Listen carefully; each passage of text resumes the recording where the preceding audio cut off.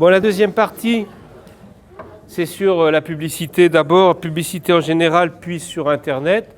Alors, publicité en général, je vais aller très vite en fait. Donc, d'abord sur la chaîne de la publicité elle-même, c'est-à-dire il y a trois éléments dans la chaîne. Il y a l'annonceur, l'agence et le consommateur. Et c'est important de voir ces trois éléments, c'est-à-dire c'est jamais directement un annonceur qui fait sa publicité vers vous, ça passe par une agence qui va définir en fait est-ce qu'on vous présente cette publicité, à quelle heure, à quel moment, est-ce que c'est à l'intermède du match de foot ou est-ce que c'est juste après la messe du dimanche matin. Donc ce n'est pas les mêmes publicités, etc. Ça c'est l'agence qui le décide. L'annonceur lui fabrique en fait le message, enfin son agence de fabrication de messages, son agence de publicité. Et du point de vue de l'annonceur, il veut faire de la promotion de produits, il veut aussi installer une marque. Le branding, comme on dit en anglais, c'était à l'époque des cow-boys, c'était le fait de marquer les bêtes au fer rouge, le branding. Donc voilà, on veut vous marquer au fer rouge avec la marque. Et du point de vue de l'annonceur, c'est aussi fidéliser le client. Par contre, ce qui est intéressant, c'est le fait qu'en publicité, le consommateur, c'est la cible, target. Et donc là, on a bien un premier message qui est de l'ordre de la violence qu'on apporte vis-à-vis du consommateur, de celui qui reçoit les médias. Alors après, deuxième approche générale sur la publicité, c'est est-ce qu'on est en média ou en hors média, donc, il faut se rappeler que pour les médias, la fondation du journal La Presse par Émile Girardin, en 1836, comme il était financé par la publicité, ça lui a permis d'être 2 fois moins cher que ses concurrents. Et donc d'emporter le pactole. Donc cette idée que les médias sont vendus 2 fois est quelque chose de très important. Et puis alors les médias, c'est aussi une manière de cibler des consommateurs. Et on va voir avec Internet comment ce ciblage n'est plus limité au type de médias, mais bien à la personne elle-même, à la cible, à la target. Le hors-média, c'est tout le reste. Alors là, c'est plein d'imagination. Comment arriver même à faire de la publicité aux endroits où il n'y a pas de publicité. J'en ai parlé quand j'ai parlé de la publicité qui arrivait maintenant sur le livre, qui était quand même un des derniers endroits protégés de cet univers publicitaire. Et enfin, dans la presse, on vit sur un mythe qui est celui du mur, le mur qui sépare le service commercial du service rédactionnel. Bon, on voit bien que dans toutes les activités de presse, c'est en train de s'écrouler. Et c'est en train de s'écrouler de plus en plus vite avec l'Internet, où, y compris la qualité du journaliste, est non pas liée à l'évaluation de ses enquêtes, mais au nombre de clics que son article va pouvoir susciter. D'où la prégnance de formes d'articles qui traitent de tout et de rien, et donc principalement des célébrités. Par ailleurs, c'est 1% du budget mondial, du PIB mondial, qui est consacré à la publicité. Donc c'est assez énorme. 1%, c'est vraiment énorme du PIB mondial. On ne me fera pas croire que ça ne sert à rien, que ce n'est pas quelque chose qui n'a pas d'impact sur la société. Parce que souvent, on entend les gens dire « Oh, mais moi, la pub, je ne la regarde pas » ou « ça ne m'impacte pas » ou ça. J'ai quand même du mal à croire que 1% du budget mondial n'ait aucun impact sur les individus. Dans ce 1%, il se partage globalement, c'est la télévision et la presse qui emportent presque tout. Après, on a Internet est en train de gagner de plus en plus de place. Donc, les chiffres de 2011, c'était 12% en France. Je pense que là, on a augmenté. Et l'idée, par contre, c'est qu'on est en train de saturer les budgets publicités sur Internet. Pour des raisons simples, c'est que dans les autres domaines, les annonceurs savent calculer le retour. Sur Internet, ils ne savent pas trop calculer le retour. J'y reviens à la fin. Alors, l'autre aspect de la publicité, c'est qu'il faut toujours la lire à 2 sens. La publicité est bien la réclame, la promotion d'un produit donné, mais c'est avant tout et surtout la promotion d'un stéréotype, d'un mode d'existence dans lequel il faut que les individus se coulent. Et cette construction du modèle de la société dite de consommation est peut-être le message principal de la publicité dans son ensemble, dont chacun des annonceurs, donc chacun des acteurs publicitaires, est un des membres. Et ce renforcement des prototypes est même utilisé dans les contre-publicités. Là, vous connaissez peut-être cette publicité de Dove, marque de savon et de produits de beauté, où on voit l'évolution, la transformation de cette personne qui a l'air normale.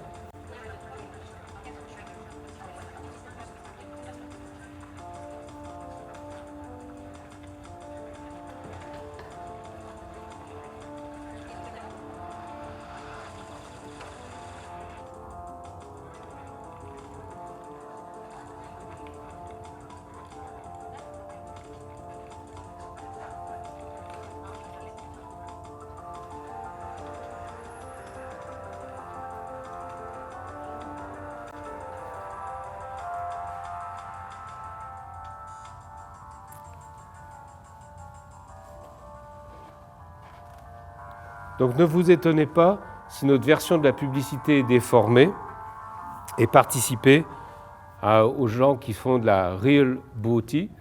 On voit aussi derrière ce phénomène-là pourquoi les stars n'aiment pas qu'on les prenne en photo quand elles ne sont pas apprêtées. Donc ce que font les paparazzis justement. Donc on voit bien que cette construction de stéréotypes est en fait le métier central de la publicité. Et face à ces stéréotypes, les publicitaires eux-mêmes passent leur temps à dire « mais nous, c'est du second degré ». Ce qui est un artifice de langage, dire que c'est au second degré, qui empêche toute critique. Là, vous avez la publicité ce mois-ci du nouveau magazine pour hommes, exclusivement pour hommes. Bon, voilà, c'est de l'humour décalé, c'est du second degré. Nous, là, on fait dans une humeur positive, c'est de l'autodérision des hommes, tant qu'à faire. Voilà. Donc on a un deuxième aspect, c'est que dans la construction même de ces stéréotypes, le message dit c'est du second degré, donc vous êtes un pisse-froid si vous critiquez le stéréotype tel qu'il est présenté sur la publicité, est une manière pour les publicitaires de nier leur propre impact sur la société, leur propre effet de construction de ces stéréotypes. En disant mais oui, les stéréotypes, comme tout le monde les connaît, puisque ce sont des stéréotypes, alors j'en joue au second degré. Enfin, l'autre élément de la publicité, c'est tout le greenwashing, aujourd'hui, qui est la cote énorme, c'est-à-dire je fais croire que mes produits sont plus écologiques, ou ils ont 25% de sel en moins. On sait que le sel est dangereux dans les produits, alors 25% en moins que quoi ? 25% en moins que quoi ? Je ne sais pas, et de toute façon, il en reste encore beaucoup trop. Mais ça, on ne le dit pas. Donc c'est ce phénomène qu'on appelle le greenwashing. Je passe à la lessiveuse tous les messages, je reprends les messages des gens qui sont contre la voiture en disant mais non, en fait, moi je crée des voitures qui sont plus vertes que vertes. Vous avez vu que Renault vient d'être condamné pour avoir vendu sa voiture électrique comme étant une voiture qui ne polluait pas. Pollue différemment, mais on ne peut pas dire qu'elle ne pollue pas. Voilà. Alors voilà le stéréotype le plus typique, donc cette question de quelle contradiction il y a entre l'image que veut donner la publicité et l'intérêt de la société, qui est donc la santé publique en l'occurrence, quand il est question de tabac. C'est une vieille histoire qui date du début du siècle et qu'on appelle la question des torches de la liberté, qui a été lancée par ce Edward Bernays, qui a fait naître la logique des public relations. Alors il s'agit de quoi ? Il y a la vidéo qui l'explique. Une expérience avec l'esprit des classes populaires. At that time, there was a taboo against women smoking, and one of his early clients, George Hill, the president of the American Tobacco Corporation, donc les femmes ne fumaient pas à cette époque. Et donc il demande à Bernays un moyen de couper cela. Ils utilisent une manifestation populaire à New York. He persuaded a group of rich debutantes to hide cigarettes under their clothes. Then Donc c'est they des should join the actrices, parade, des stars. and at a given signal from him, they were to light up the cigarettes dramatically. Bernays then informed the press that he had heard that a group of Il avait suffragettes informé la were presse preparing to protest by lighting up what they called torches of freedom. et il a appelé ça les torches de la liberté.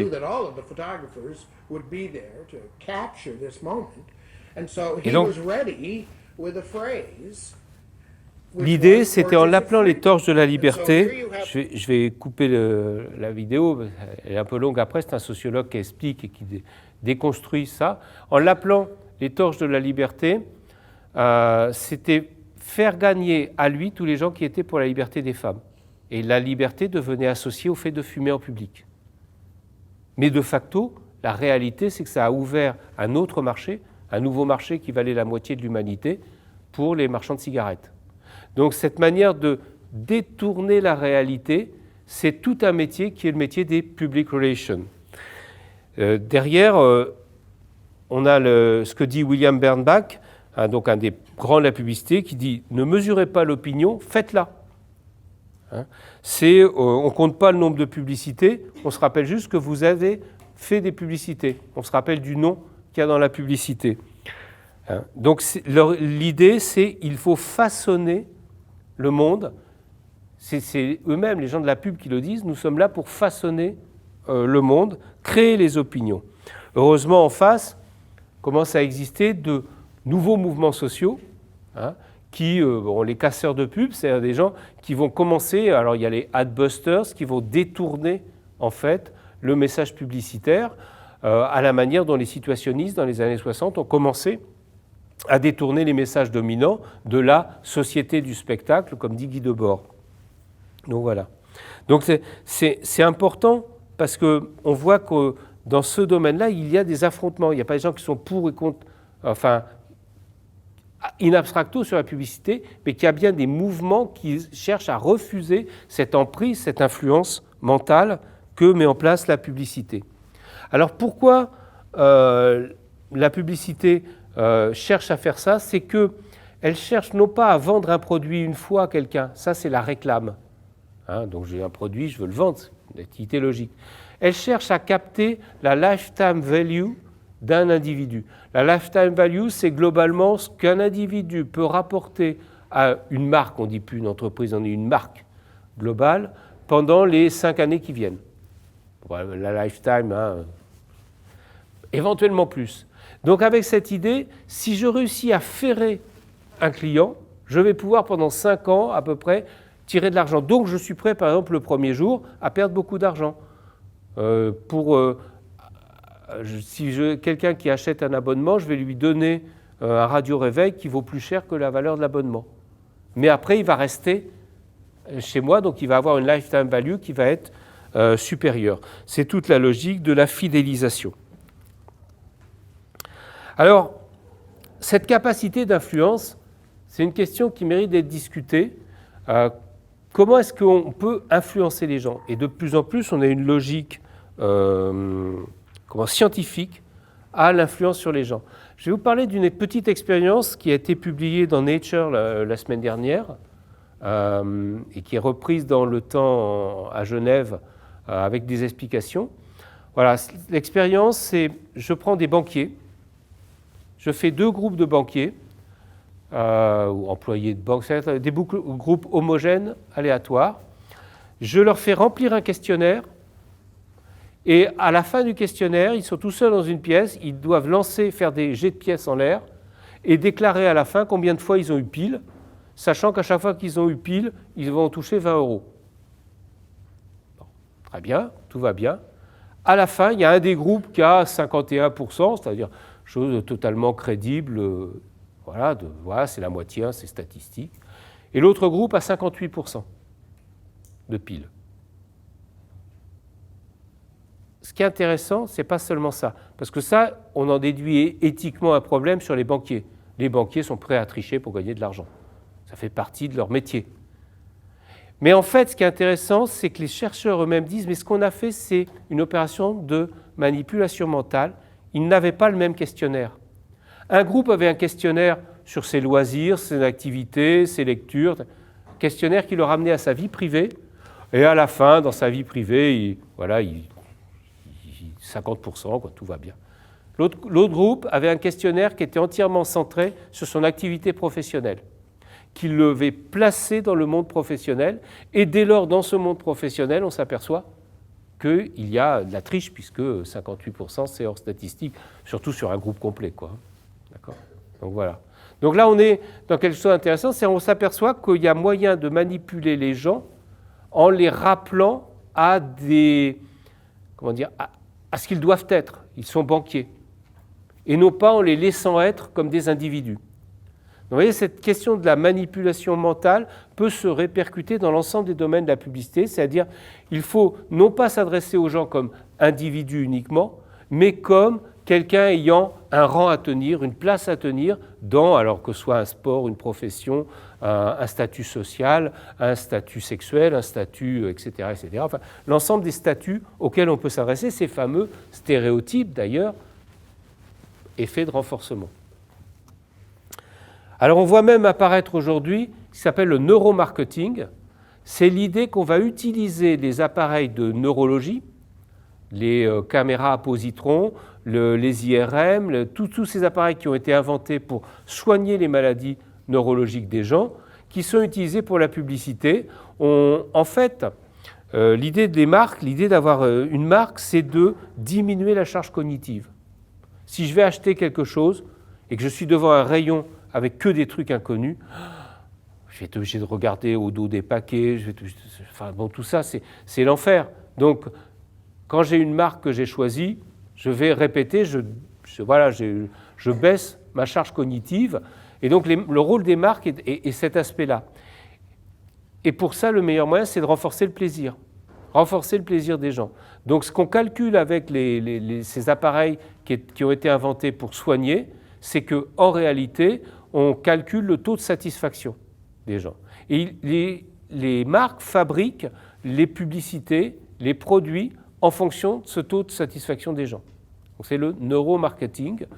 Et là aussi, on voit à nouveau les capacités de manipulation que ça peut mettre en œuvre. Alors, il y a des expériences, celle de... on donne à des gens du Coca ou du Pepsi en anonyme, ils trouvent que c'est pareil, enfin statistiquement on est à la moitié. On donne à des gens la marque, selon qu'auparavant ils étaient Coca ou Pepsi, ils sont bien plus satisfaits par Coca ou par Pepsi. Les personnes, voilà, selon que la marque, elle est bien un outil de diminuer la charge cognitive.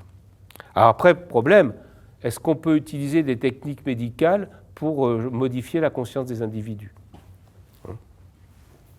Alors maintenant, on va passer à comment tout ça s'applique sur Internet. Je vais commencer par ce petit transparent.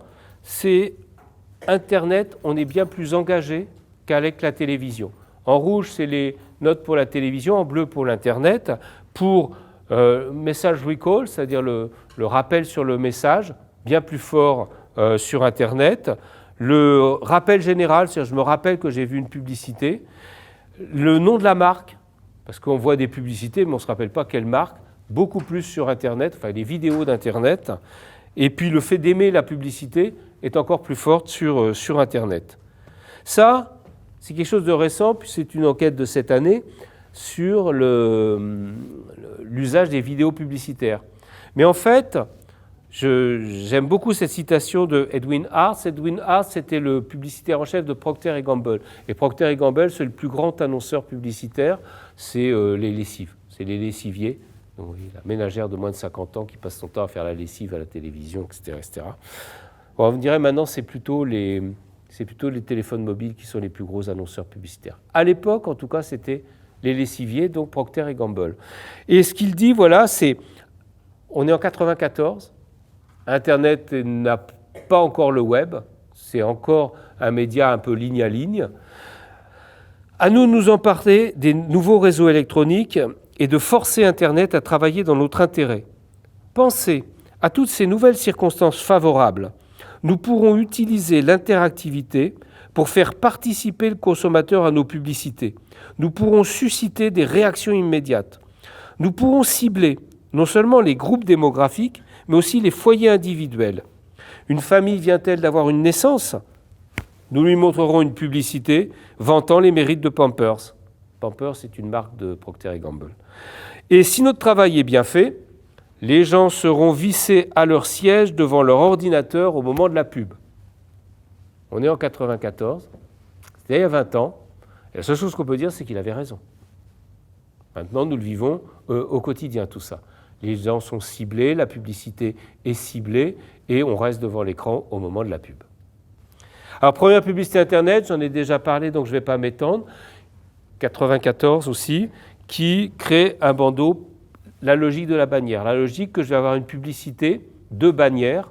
Alors, la taille de la bannière va changer d'année en année, elle va devenir plus grosse, plus inscrite dans le texte. On appelle ça la publicité contextuelle, en disant que plus le sujet de la publicité va être proche du texte qu'on lit, et plus celle-ci a des chances d'être lue. Hein. Donc voilà. Mais globalement, on reste dans une... en fait, on prend le modèle des médias dominants, c'est-à-dire qu'on ne fait pas les mêmes publicités lors de l'émission féminine et lors de la finale de foot. Hein, bon, voilà. Et on garde ce même modèle dans la publicité de bannière, de plus en plus ciblée. Alors, le mode de paiement de la publicité, parce que l'annonceur, il va payer, et c'est intéressant de savoir comment il paye pour comprendre un peu l'économie globale de cette publicité. Il y a 3 types de paiement. Il y a le CPM, le cost per mille, c'est le prix qu'on paye pour 1000 affichages d'une bannière, d'un élément de publicité. Alors bien sûr, le prix lui-même va dépendre de la taille de la bannière, va dépendre de la positionnement de la bannière et va dépendre du ciblage. On paye plus cher si l'agence publicitaire peut garantir que le prix d'une voiture de luxe, que la publicité d'une voiture de luxe va bien toucher des hommes de 50 ans et riches. Voilà, donc, bon. Donc on peut passer de 5 $ à 10 $ pour les 1000 panneaux selon le type de ciblage. Le CPA, c'était un projet, c'est l'idée de faire payer en échange d'une action donnée, genre s'abonner à une newsletter, où on ne paye la publicité que si elle se traduit par une vente après. Ce qui signifie globalement, est-ce que l'agence a bien placé la publicité pour la bonne personne qui était prête à vendre? Et enfin, le CPC, c'est ce qui est le plus utilisé et qui on rapporte le plus, puisque c'est ce qui est le moteur de Google. C'est l'idée qu'on ne paye que quand... Enfin, l'annonceur ne paye la régie. Donc Google ne paye Google que si quelqu'un a cliqué sur un lien. Et donc, vous voyez bien que le métier de Google devient vous faire cliquer sur les liens publicitaires. Et donc, c'est plus seulement de faire ce qu'on appelle la recherche organique, mais c'est bien de vous faire cliquer sur des liens. Alors, juste pour dire, j'ai inversé les deux transparents par rapport à ce que disait Edwin Haas tout à l'heure. Si on regarde les publicités sur Internet, les gens les regardent presque en complet. Les publicités vidéo au début des vidéos, 88% des gens vont jusqu'au bout. Ils ne cliquent pas sur « ignorer l'annonce ». C'est quand même... Alors donc, sur le search, on a la recherche organique, donc celle qui est censée nous donner des résultats. Et puis, en haut ou sur la colonne de côté, on a la recherche publicitaire. C'est au lieu de rechercher des documents, recherche organique, je recherche des annonces publicitaires. Google recherche des annonces publicitaires et va nous les présenter, sachant qu'il est payé si on clique dessus. Donc si on ne clique pas dessus, il s'en moque. D'accord ? Donc il va trouver un algorithme qui va mettre là les publicités qui lui rapportent le plus.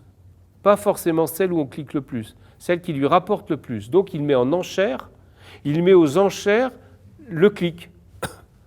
Si vous cliquez, là, l'annonceur dit s'il clique, je suis prêt à payer $1, je suis prêt à payer $10, je suis prêt à payer $50 si le gars il clique sur ma publicité. Et Google fait une pondération, ce n'est pas forcément parce que vous êtes prêt à payer $100 mais que personne ne va cliquer parce que votre annonce elle est pourrie et que tout le monde sait que ça ne sert à rien, que vous allez être en tête de liste. C'est si Google, par expérience, par ajustement, donc par un algorithme compliqué, est capable de dire cette publicité elle va me rapporter que $10, mais il y a 10 personnes qui vont cliquer dessus à tous les coups. Donc voilà. Donc ça, on a une logique où on voit bien que le métier de Google, c'est de vendre de la pub, c'est ce qui lui rapporte, Et il a une technologie secondaire qui est d'être un très bon moteur de recherche pour que je vienne et que j'ai de plus en plus de chances de cliquer sur une des annonces publicitaires. Voilà.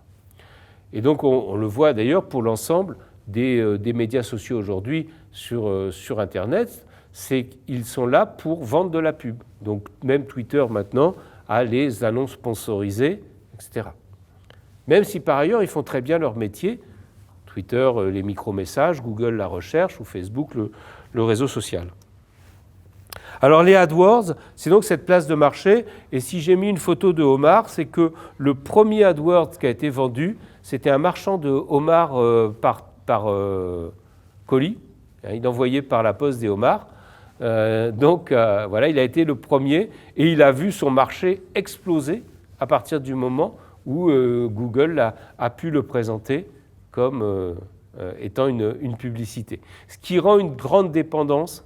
On a plein d'entreprises qui se sont construites sur la publicité sur Google, sur les AdWords. Et quand Google change son algorithme, on les voit s'écrouler d'un seul coup. Ils n'ont plus de place, ils ne sont plus reconnus, ils ne reçoivent plus de clics. Alors en même temps, du point de vue de Google, il parlait d'une démocratisation de l'accès à la publicité. C'est-à-dire tout un chacun pouvait acheter un mot, enchérir sur un mot et voir donc sa publicité passer sur une annonce Google pour le mot qui nous intéresse. Donc vous avez écrit un livre sur la culture des choux-fleurs au pôle Nord, eh bien vous achetez le mot chou-fleur et donc à chaque fois que quelqu'un va rechercher sur les choux-fleurs, votre publicité va apparaître. Voilà.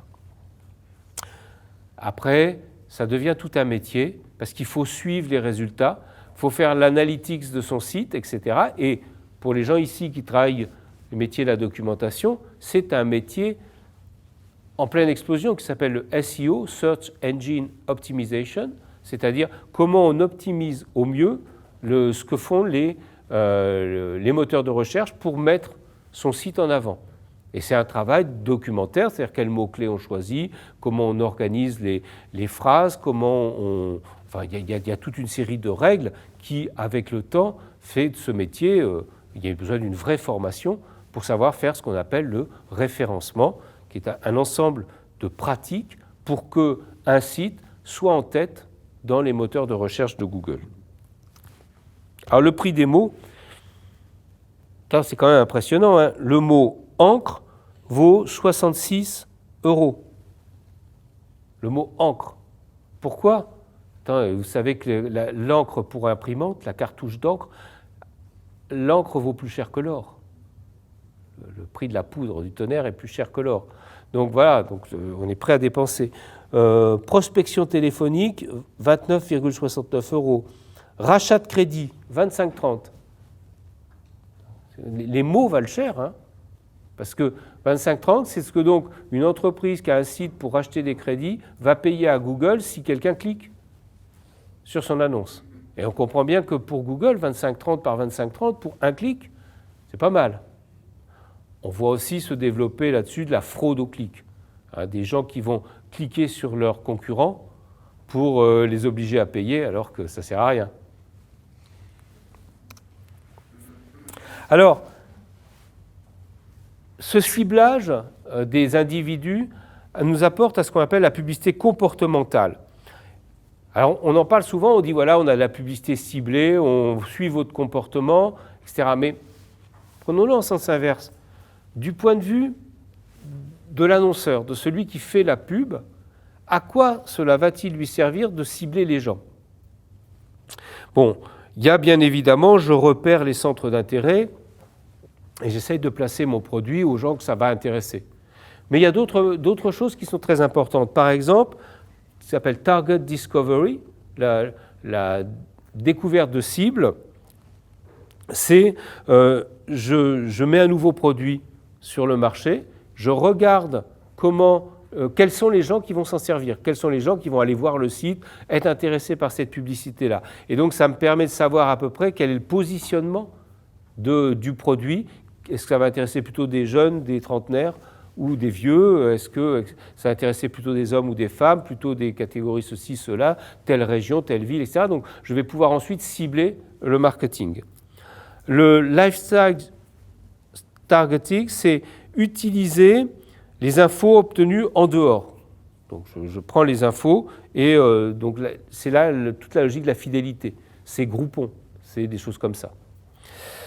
Le extended reach, la publicité trop ciblée ne sert à rien.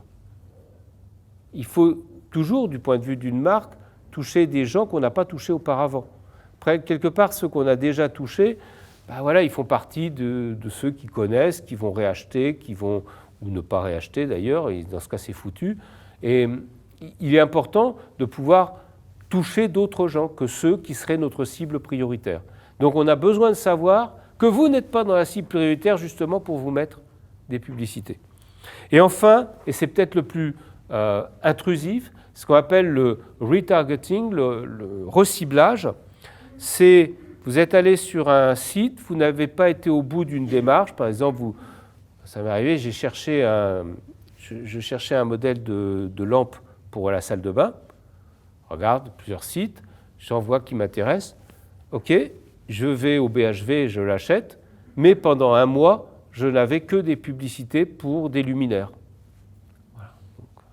Donc c'est le retargeting, c'est-à-dire on estime que comme vous n'avez pas acheté en ligne, alors il va falloir vous reproposer le produit jusqu'à ce que vous l'achetiez. J'ai été regarder pour les besoins de mes cours les livres sur Amazon de la Bibliothèque nationale de France.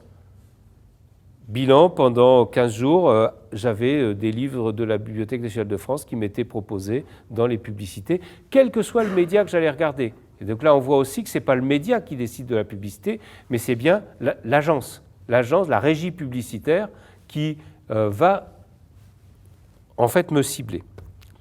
Alors, de ce point de vue-là, les recherches, parce que maintenant la publicité est devenue un sujet de recherche, c'est d'avoir une modélisation prédictive, de pouvoir prévoir le schéma client, c'est-à-dire ce que les gens vont faire demain, comment ils vont évoluer, qu'est-ce qu'on peut prévoir de leurs réflexes d'achat, et cela pour influencer leur comportement, d'abord. Si je sais où ils en sont et que mon algorithme peut prévoir vers où ils vont aller, je peux les pousser un peu. Et puis, pour être prêt à leur faire une offre adaptée. Alors, il y a une expérience très intéressante, c'est celle de la chaîne de grands magasins qui s'appelle Target aux États-Unis, donc c'est une chaîne de magasins. Et ils ont embauché un statisticien et ils lui ont donné un challenge. Ils lui ont dit, voilà, est-ce que tu es capable, à partir des notes d'achat des gens, les gens viennent, le grand magasin récupère la liste de tout ce qui a été vendu à la personne X, puisqu'il a mis en plus sa carte de fidélité ou je ne sais pas quoi, donc on sait très bien ce qu'il a acheté. Est-ce qu'à partir de ces données-là, on peut savoir si l'acheteur est une femme enceinte? Alors pourquoi c'est essentiel? Parce que d'autres études de marketing ont montré que quand une personne est enceinte, elle va changer ses règles de composition, de consommation. Elle ne va plus acheter la même chose après. Elle est ouverte à pas seulement à acheter des fraises, c'est un mythe ça, mais elle est bien prête à acheter des tas de choses nouvelles.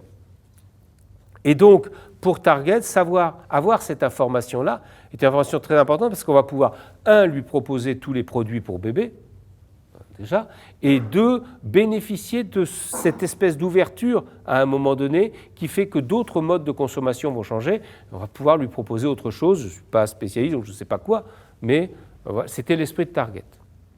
Et donc le statisticien se retrouve devant cette question et au bout d'un certain temps de travail, d'études statistiques, de regarder quelles sont les choses qui changent en premier, les trucs comme ça.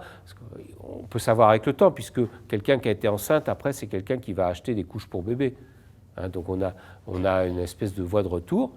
Il arrive et dit, il va voir son patron, il dit « Eureka, j'ai trouvé, je suis à peu près capable de savoir si une personne est enceinte. » Et donc là, vous voyez un peu l'industrialisation, en fait, du ciblage publicitaire. Alors ça a amené un gag, c'est qu'à ce moment-là, Target s'est mis à envoyer des lettres aux femmes enceintes. En disant, vous attendez un heureux événement et nous voulons, nous, Target, vous aider, vous proposer. Jusqu'à ce qu'il envoie ça un jour à une jeune fille de 16 ans et que le patron voit débarquer le père furax en disant « Mais c'est quoi ces conneries? Qu'est-ce que vous avez fait ?» Excusez-nous, c'est une erreur de notre ordinateur. L'ordinateur a toujours tort. Et en fait, il voit le monsieur revenir peu de temps après en disant j'ai eu une discussion avec ma fille et vous aviez raison. Voilà. Donc on voit que là, on industrialise, on anticipe sur les comportements, on prédit ce que vous allez faire, et à partir de cette prédiction, on s'en sert pour influencer. Voilà. Alors, maintenant, ça pose un problème quand même démocratique, parce que c'est une industrie.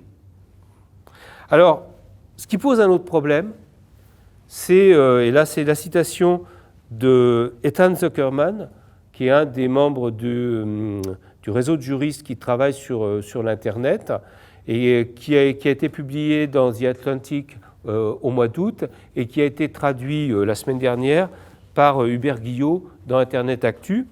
Et très intéressant parce qu'il dit, voilà, une fois que nous avons supposé que la publicité est le modèle par défaut de l'Internet, l'étape suivante est évidente. Nous avons besoin de plus de données pour créer des annonces ciblées qui semblent plus efficaces. Et ça, c'est bien tout le discours que l'on entend sur les big data. C'est-à-dire l'avenir de l'Internet, c'est capter de plus en plus de données pour connaître mieux la personne et pouvoir cibler la publicité, faire ce qui a été prévu dans le truc auparavant, une modélisation prédictive de manière à influencer la personne. Et donc nous sommes accros aux big data, non pas parce qu'elles sont efficaces aujourd'hui, mais parce que nous en avons besoin pour raconter de meilleures histoires. Alors là aussi, c'est un autre élément important, c'est que dans l'économie d'Internet, l'économie des startups, il faut commencer par convaincre non pas des clients, mais des investisseurs. C'est les investisseurs qui sont le plus importants dans l'économie d'Internet et pas le client. Donc à partir du moment où c'est l'investisseur, il faut trouver un récit qui lui dit « je tiens le jackpot, pas aujourd'hui, tu investis, tu vas me verser de l'argent, du capital risque, dès demain ». Et une fois que tout le monde a seriné pendant 107 ans que l'avenir de l'Internet, c'est la publicité, le seul modèle économique de l'Internet, c'est la publicité, etc. etc. Attendez, malheureusement, la publicité, comme on a vu, c'est 1% du PIB mondial, et Internet, c'est bien plus que ça. Donc vous pensez bien qu'on n'arrivera pas à payer Internet à partir uniquement du marché publicitaire, d'autant que ce 1%, Internet n'en a qu'une partie. Donc voilà. Et alors, on raconte de meilleures histoires aux investisseurs. Donc, nous construisons des entreprises qui promettent aux investisseurs que la publicité sera plus invasive, omniprésente et ciblée, et que nous allons recueillir plus de données sur les utilisateurs et leur comportement. Et donc, aujourd'hui, cette logique de la surveillance est devenue tellement intégrée que le système Internet, le système économique de l'Internet est basé sur capter plus d'informations, plus de data, de big data sur les individus. Et tout ça au nom d'une course en avant, c'est-à-dire au nom d'un financement spéculatif, qui est demain, cette captation de données rapportera plus d'argent qu'aujourd'hui. Or, on s'aperçoit, et c'est un des phénomènes marquants de cette année, que les annonceurs eux-mêmes commencent à ne plus y croire. C'est-à-dire qu'ils ne voient pas le retour. Ils voient bien que la publicité est très ciblée, qu'on est face à la personne. Mais est-ce qu'ils achètent plus? Ah non. Est-ce qu'on a un véritable retour sur l'argent à investir? Est-il bénéficiaire pour la marque qui l'a investi?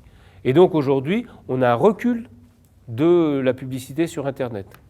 Et donc on voit bien qu'on a construit avec ce discours qui est la publicité est le seul moteur économique possible pour la gratuité de l'Internet, puisque Internet doit être gratuit, on a construit tout un discours qui vend les individus à l'industrie de l'influence, d'une part, et qui, d'autre part, empêche la réalisation de sites qui soient vraiment des services qui méritent qu'on paye pour et qui construisent une économie du numérique, une véritable économie interne au monde du numérique.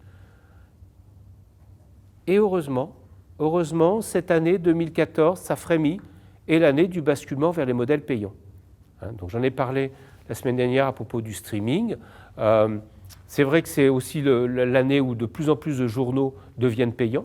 Hein, donc comme les journaux sont de plus en plus lus sur Internet ou sur les systèmes mobiles, les tablettes, etc., il est logique qu'il y ait des abonnements payants. Les abonnements payants, d'ailleurs, sont moins chers que l'abonnement pour les versions imprimées, puisqu'il y a moins de frais généraux, mais il y a autant de besoin d'argent pour aller faire les enquêtes, hein, pour aller faire le travail journalistique.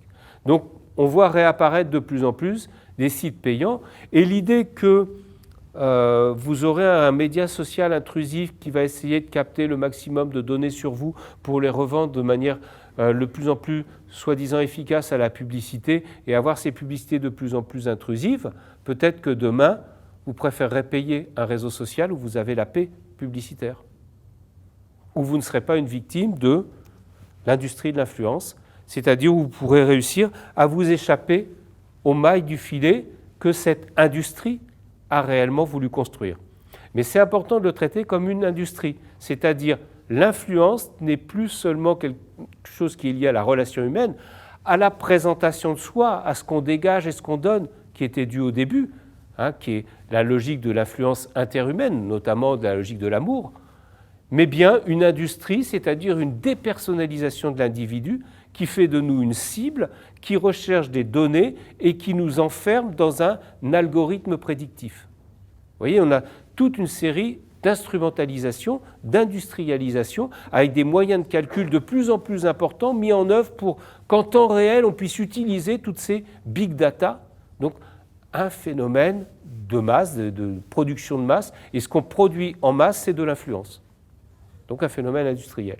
Et de raisonner comme ça, c'est plus seulement regarder chaque publicité ou chaque activité ou chaque stéréotype même qui est mis par la publicité, c'est comprendre que nous sommes la cible d'une industrie. Et je ne sais pas si vous êtes comme moi, mais je ne crois pas que les gens aiment vraiment être les cibles. Ils préfèrent être des individus autonomes ayant leur propre identité et leur vie privée. Voilà. Est-ce que vous avez des questions ? Oh, ça casse un peu, hein.